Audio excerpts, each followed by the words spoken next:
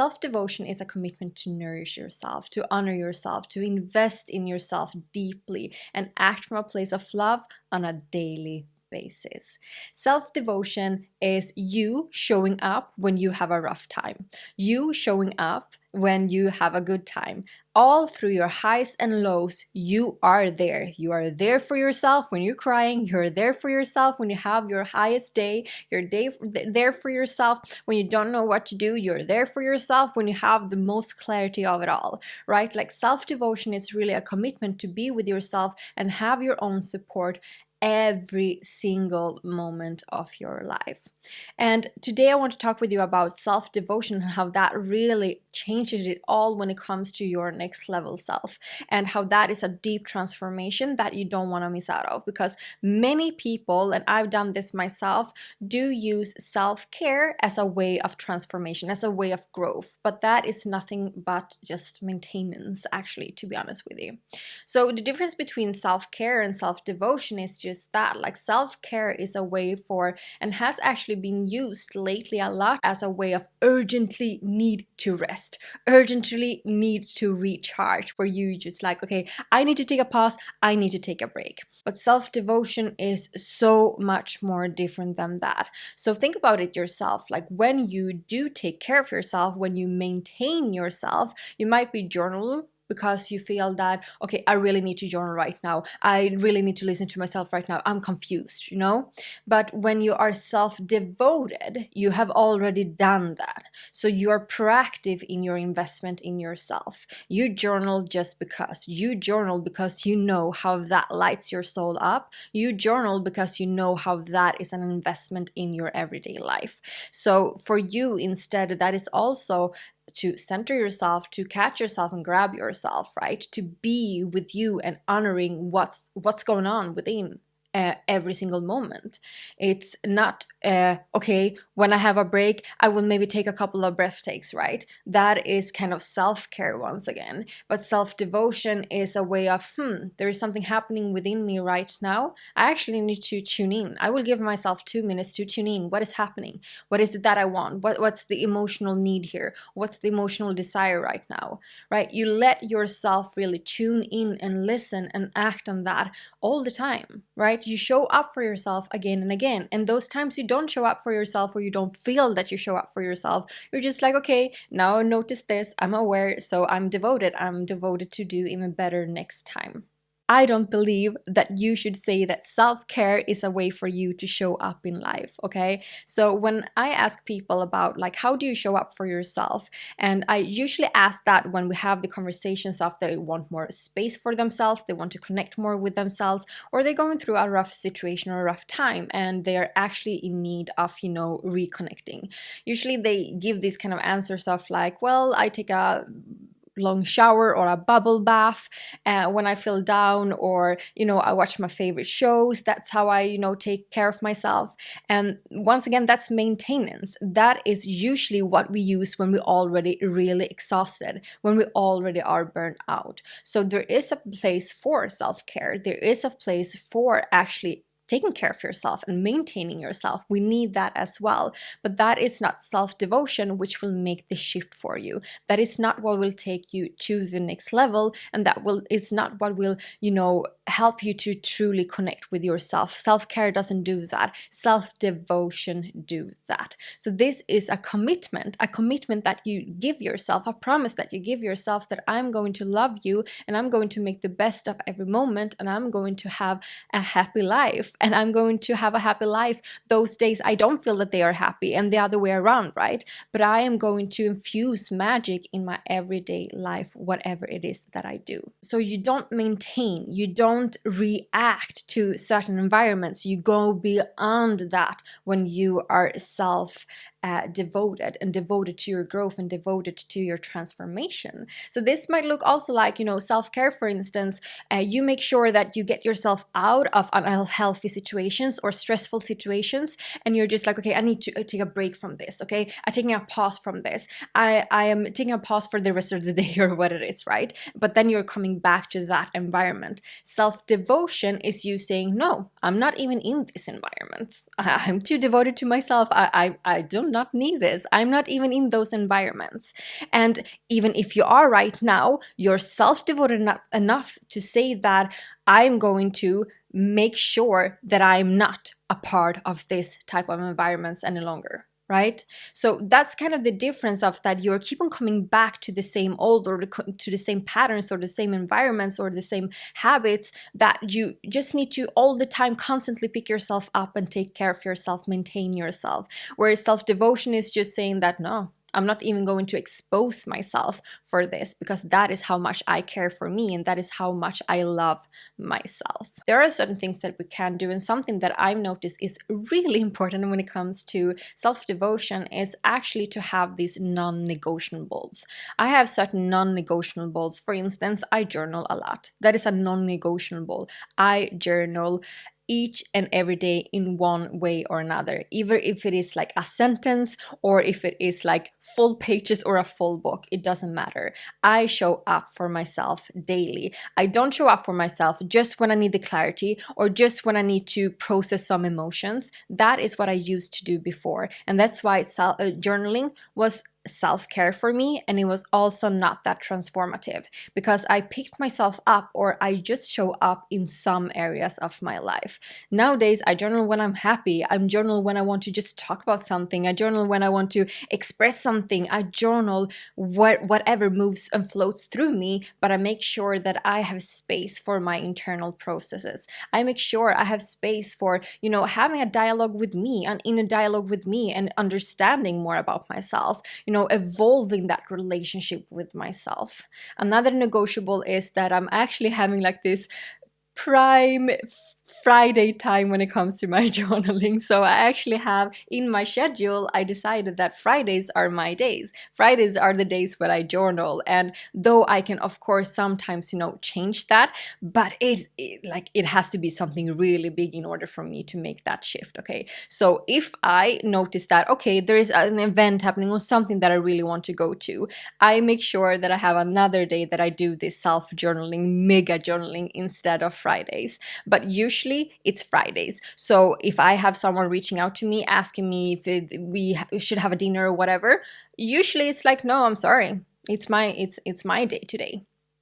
And that has made me not, neglect myself or change my schedule just because of others or something like that, right? Like I have some of those kind of non-negotiable days as well, and that works really well for me. I think that is very like self-loving in a way.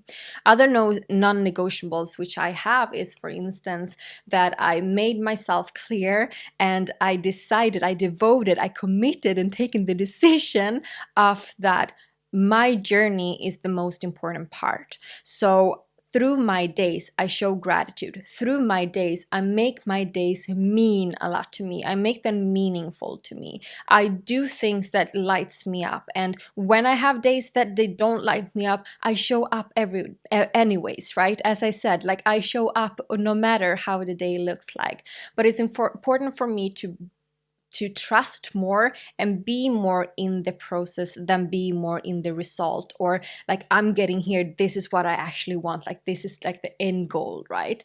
No, I'm making sure that I'm actually enjoying every single step of the journey, and that is a process which I'm continuing with. I've been doing it for a while, I have come far, but still I really need to make sure that I'm showing up for myself each and every single day due to that. So I usually have different type of questions which I ask myself on a day-to-day basis, and that can differ a little bit from time to time, no matter what I'm going through at that moment and what I need to go through.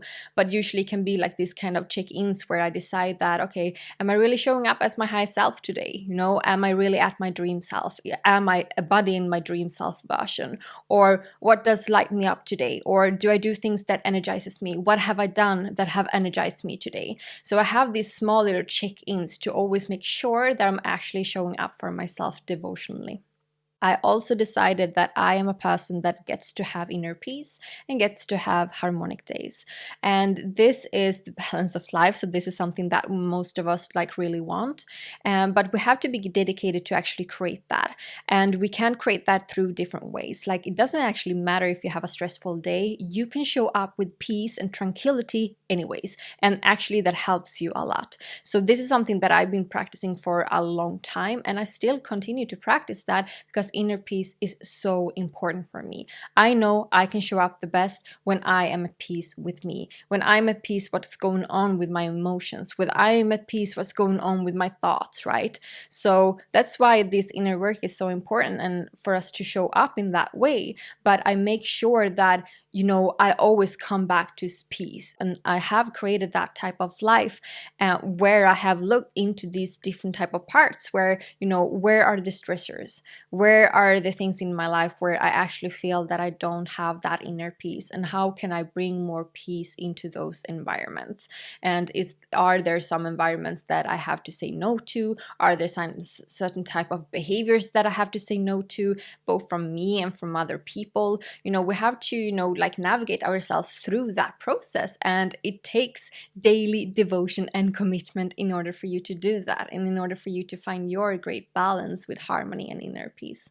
I mentioned this, but you also show up for yourself when you pause, you reflect, you sit with yourself whenever something shows up. When an emotion comes, you actually show it that it's valuable and you want to listen to it. You want to understand it and you want to deepen the knowledge, but you also want to deepen the relationship with it, right? So this is a process and an inner dialogue that we have to do. But many times I know that we can be a little bit like, we feel something arises and we just ignore it. And it's actually to begin the habit of not ignoring it, of acting on it, on listening to it. And the more that we do that, the more we create that kind of habit on autopilot instead of the habit that we now may have on autopilot that we are neglecting it and we're not listening to it. It is also important to be proud of yourself. It is important to do things that you feel that I'm proud of myself, both in how you show up, both in how you behave, how you interact with other people, how you interact with the world, what it is that you're creating for yourself, what dreams you have, what dreams that you are exploring at this moment. I notice actually that you can be so much more committed when you're actually are proud of yourself and what you do and what you bring into yourself and to others into this world. The last thing, that how you can become self-devoted and show up more for yourself, connect more to yourself and feel that kind of close connection when you have more space in your life actually, that is to look through your energy management. And your energy management need to be in a place where you actually give from overflow. You give from a state of, I already have a lot of energy, so I can give like even more so out to the world. When you're from that state, you do less of this kind of self-care tendencies as well. You know, when you just need to maintain yourself, you need to withdraw, you need to take a pause, recharge, because your batteries have been running out for ages or for a really long time, right? And not necessarily ages, but that can be so as well. But this is more so in having a good routine of how you actually taking care of your energy and making sure that you actually have things in your life, you have people in your life, you have relationships, you have tasks, you have things that really is fueling you and give energy to you, so that you can be from a state of fuel and energy. And that's why it's so important to be in this kind of process of just having space for ourselves and having inner dialogues and understanding more and being curious about ourselves, because when we do that, we do also fuel more energy into ourselves so that we can show up in a much different way and in such a self-devoted way. I have the belief and I've decided that I don't need to make sense to others. You know, those things that I want to do or how I want to do things, it doesn't have to make sense to others. I've noticed that I do certain things quite different. I think quite different. That has been kind of a way of always how I've been doing things, so to say, in life, at least in those situations that I've been in, right? If I would have a bunch of people that thinks the same me, that wouldn't have been like different, right? But for me, I noticed that many times I'm actually actually not really feeling that I resonate with how people want to do business, or how people want to do their career, or how people want to, have their relationships, or what they think is important in relationships. I notice many times that I have a little bit difference in regards to how I want to live my life and what I believe in. In the beginning, I used to, try to make sense of it. I used to make sense of kind of in a between state of making sense of what others say, like listening to them, like they have this kind of life, or they seem to be happy, or all of that, so maybe I should listen to them. They seem to, especially when I found people that were a little bit more ahead of my journey, I was more like, okay, well, this makes sense to them, so maybe it will make sense to me. And I tried many different things, and I noticed that, well, this doesn't make sense to me. I don't want to do it in this way. It is not worth it if I need to do it in this type of way. I felt very restricted very many times of how people were thinking, or it was always something that was kind of missing from me. I didn't feel so expanded. So nowadays I am actually very selective, as I talked with you about before, who I listen to, what kind of content, whatever books, podcasts, whatever I consume. I selective in what type of people I surround myself with. All of that because I notice that that is how I actually can have a better kind of way of understanding, and not needing to feel that I need to make sense of myself in a way. And that can be, for others, can be like, okay, well, you have to be able to adapt to the world and all of that. Yeah, I can do that. But when how I choose to live my life, what I choose to consume, that is totally up to me, right? And I noticed that I can really show up even better as an even better girlfriend, as an even better friend, as an even better person to the society, when I'm able to actually say no to a lot of things that doesn't make sense to me, and not like questioning myself, like if something makes sense to me, if that's the way I want to go, if that's the way I feel so expanded, and I feel like this feels so much fun, and I have no idea how I'm going to do this, and there is no kind of blueprint or whatever, I will figure it out. I don't need to make sense of it. I just need to listen to that inner call. That is very devotional for me. So that is how I see self-devotion. I hope that this gave you and sparked some inspiration for you in how you can deepen your relationship with yourself, and how you can evolve into a person who is so self-devotional, no matter how that looks like for you. So next time we will be talking a little bit similar into that. I do also have coaching if you want to go deeper into understanding how you can show up for yourself and how you can be a better friend to yourself. So if that's something that is interesting for you, I also will leave the link in the description. And keep on listening to your Within Talks. Talk to you next time.